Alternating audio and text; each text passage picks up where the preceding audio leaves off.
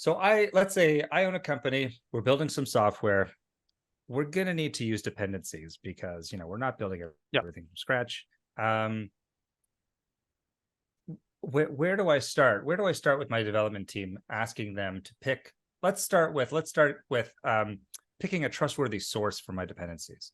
What are some trustworthy sources, untrustworthy sources? How do I know? It's the Wild West out there, especially with Node. It's really open source, the NPM world. I know with some Java repositories and NuGet, it's a bit harder to get in there as an attacker and post your own packages, but it's not impossible. So, is that what's a trustworthy? How do I start? Well, I think that's a very good question, but very difficult to answer. I think Google has an initiative where they effectively have a repository or a set of libraries that they effectively have scrutinized themselves already. So you could say they're kind of definitely a higher quality, but of course you always have this problem, is that you're thinking that you're using this one node library, right?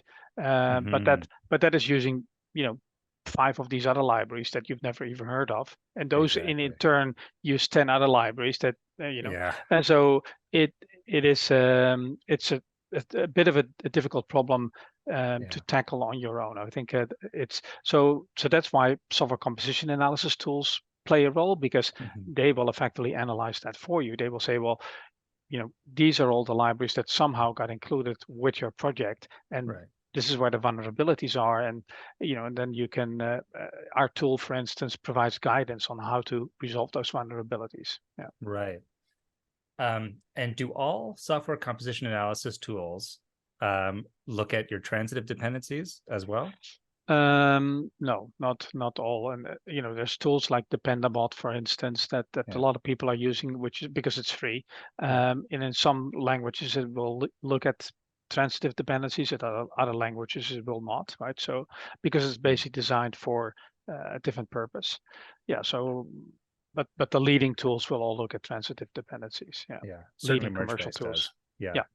We use Mergebase quite a bit, so I'm familiar with those results.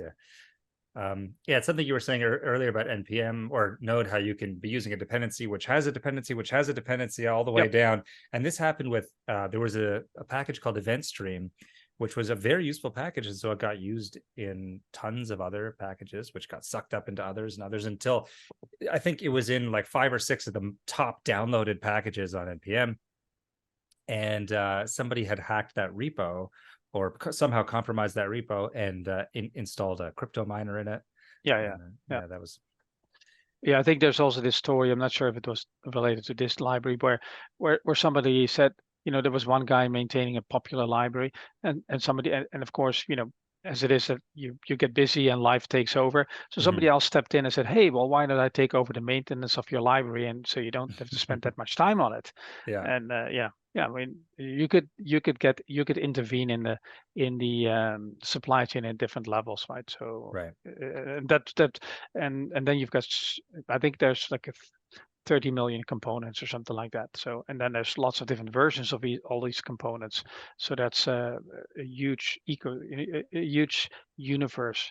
You can't manually kind of scrutinize all of that.